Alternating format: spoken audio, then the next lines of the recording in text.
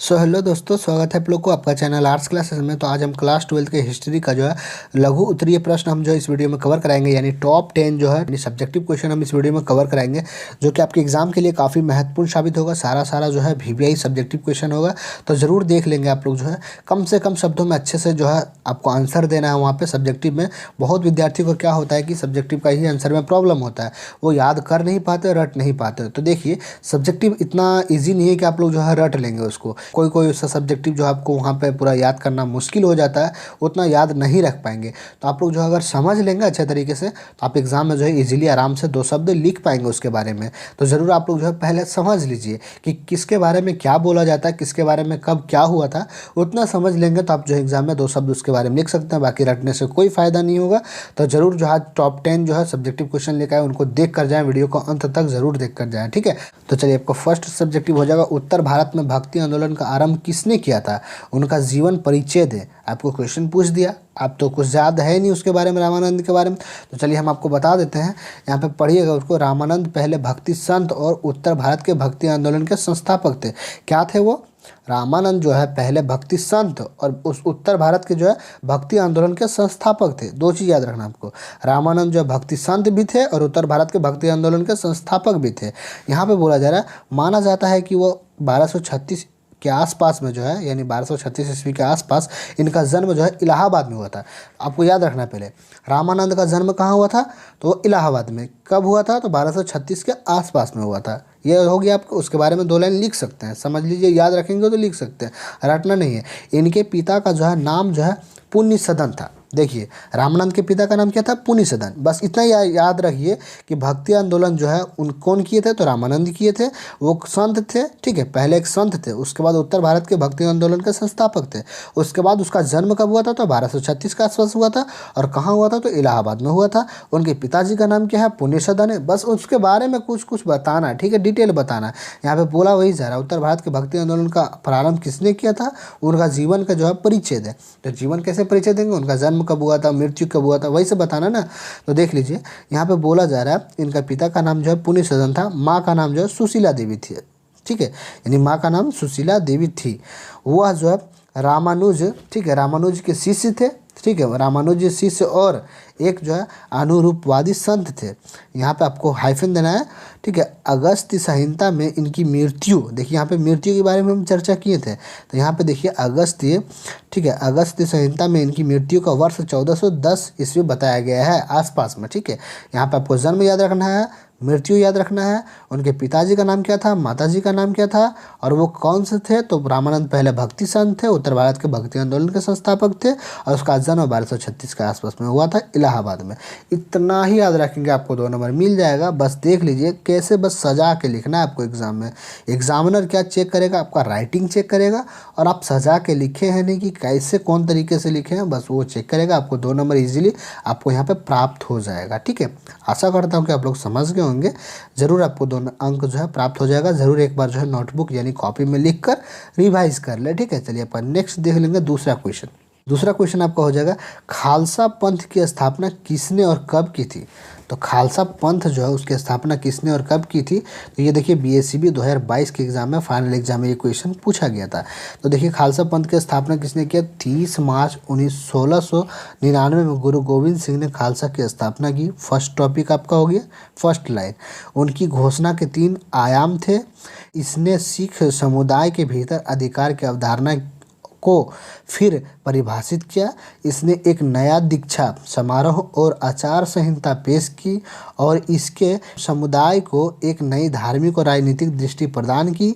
खालसा का प्रयोग दीक्षित सिखों के शरीर और सभी सिखों के समुदाय दोनों को दर्शाने के लिए किया जाता है। इतना आप लोग पढ़ लीजिए एंड एक बार लिख लीजिए, दूसरा 2 बार रिवाइज कर लीजिए। 2 बार लिख कर रिवाइज कर लेंगे, दिमाग में बैठ गया। कुछ ना कुछ, ज़रूरी नहीं कि सेम टू सेम आप एग्जाम में लिखेंगे। यहाँ पे अगर 2 लाइन ही लिख देंगे यहाँ तक प्रदान की तक, आपको 2 अंक प्राप्त हो जाएगा, ठीक है। चलिए अपन नेक्स्ट जो है तीसरा क्वेश्चन देख लेंगे। उपनिवेशवाद जो है क्या क्या अर्थ है, ठीक है। उपनिवेशवाद का क्या अर्थ है, तो ये भी बीएससीबी 2022 में ये क्वेश्चन पूछा गया था। आपको लगाना आंसर। उपनिवेशवाद की परिभाषा कमजोर लोगों या क्षेत्रों पर नियंत्रण बढ़ाने में एक शक्ति की नीति और अभ्यास है। आज इसका व्यापक रूप से विभिन्न महाद्वीपों में यूरोपीय, ठीक है, यहाँ पे लिखा गया यूरोपीय आर्थिक और राजनीतिक वर्चस्व को संदर्भित करने के लिए उपयोग किया जाता है, जो लगभग 1600 शताब्दी, ठीक है, 16वीं शताब्दी के अंत में शुरू हुआ और 1970 के दशक की शुरुआत तक चला, ठीक है। इतना आप लोग याद रखेंगे, आपको 2 अंक मिल जाएगा, ठीक है। चलिए अपन नेक्स्ट देख लेंगे। अगला 4 नंबर क्वेश्चन है, काफ़ी वीवीआई क्वेश्चन है, समझिएगा ये क्वेश्चन। सिंधु घाटी सभ्यता के समानकालीन 2 सभ्यताओं के नाम बताएं। यानी कि देखिए काफ़ी इजी क्वेश्चन था, कोई ज़रूरी नहीं था आपको 50 लाइन में लिखने का। 2 शब्द लिखेंगे, आपको 2 नंबर मिल जाएगा। यहाँ क्वेश्चन आपको क्या पूछा था, सिंधु घाटी सभ्यता के समानकालीन जो है, यानी कि सिंधु घाटी है उसके समान काल का जो है, समान आकार का 2 सभ्यता जो है, यानी कि समान सेम टू सेम 2 सभ्यता का नाम बताएं। तो आपको आंसर में लिखना है, एगो मिस्र लिखना है, एगो मेसोपोटामिया लिखना है, बस हो गया, आपको 2 नंबर मिल जाएगा। याद जरूर कर लें, ठीक है। चलिए अपन नेक्स्ट देख लेंगे 6 नंबर क्वेश्चन। 6 नंबर क्वेश्चन है, हर्यक वंश का संस्थापक कौन था, उनका कार्यकाल बताएं, ठीक है। यानी हर्यक वंश के संस्थापक कौन थे, उनका कार्य यानी कि कब से कब तक वो रहे थे, वहाँ पे वंश जो है वहाँ पे राज कब से कब तक किए थे, इनके बारे में बताना। तो आंसर आप लोग लिखेंगे यहाँ पे नीचे देख लिखेंगे बिंबिसार शासनकाल 544 से लेकर 491 ईसा पूर्व। अब बोलेंगे सर देखिए 544 से 491 कहाँ पे हो रहा है, तो वो पहले के दौर में जो है ईसा पूर्व होता था। साल यहाँ पे बढ़ता है ना हम लोग का, 2021 से 22, 23 से 24, ऐसा बढ़ते जा रहा है ना, बढ़ते क्रम। वो लोग को घटते क्रम होता था, 24 हुआ तो 23 जाएगा अगला साल, फिर 22 जाएगा अगला साल, ठीक है। ऐसा उस लोग का जो है घटते क्रम में होता था उस समय। तो बिंबिसार जो है, यहाँ पे क्वेश्चन समझिएगा, बिंबिसार जो है शासनकाल 544 से 491 ईसा पूर्व मगध साम्राज्य का एक राजा था, ठीक है। और ठीक है, हरियाणका का संस्थापक था, वही हर्यक वंश का संस्थापक था, जिसने लगभग 326 ईसा पूर्व तक शासन किया था। बस इतना आंसर देंगे, आपको जो है नंबर मिल जाएगा, बस 2 नंबर मिल जाना। हर्यक वंश का संस्थापक कौन थे, तो बिंबिसार थे। सबसे पहले याद रख लीजिए, हर्यक वंश के संस्थापक कौन थे, बिंबिसार। उसका शासनकाल कब हुआ था, तो 544 से लेकर 491 ईसा पूर्व तक। वो जो मगध साम्राज्य का एक राजा था, इतना याद रखेंगे। और हर्यक वंश का संस्थापक था, जिसने लगभग 326 ईसा पूर्व तक शासन किया था, ठीक है। इतना लिखेंगे, आपको 2 अंक प्राप्त हो जाएगा। चलिए आपका नेक्स्ट देख लेंगे 7 नंबर क्वेश्चन। 7 नंबर क्वेश्चन है, गांधी के जीवन में निम्नलिखित 4 वर्षों का महत्व बताएं। यानी गांधी के जीवन में 4 वर्ष बीता था, उनके महत्व बताना है। तो देख लीजिए 4 आपको ऑप्शन में दिए गए, 1915, 1920, 1930, 1948। यहाँ पे 1900 होना चाहिए, सॉरी यहाँ पे 10 लिखा गया है, 1930, ठीक है। देखिए ये 4 वर्ष जो है गांधी जी के लिए काफ़ी इंपॉर्टेंट है। आपको पता होगा फर्स्ट जो वर्ष जो है 1915, वो गांधी जी भारत आए थे, कहाँ से, साउथ अफ्रीका से। फर्स्ट आपका ये इसका महत्व हो गया वर्ष का। दूसरा आपका वर्ष पता ही होगा, 1920 में असहयोग आंदोलन जो है गांधी जी द्वारा चलाया गया था। तीसरा आपका महत्व पता होगा, 1930 में सवर्णीय अवज्ञा आंदोलन चलाया गया था, दांडी यात्रा चलाया गया था, नमक कानून तोड़ा गया था।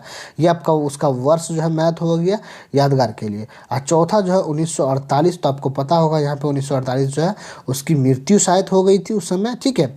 और भारत आज़ाद करवाए थे 1947 में, उसके बाद उसकी मृत्यु हो गई थी, ठीक है।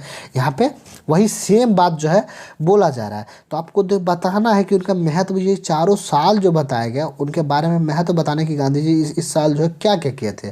तो यह आंसर आपको लिखना है।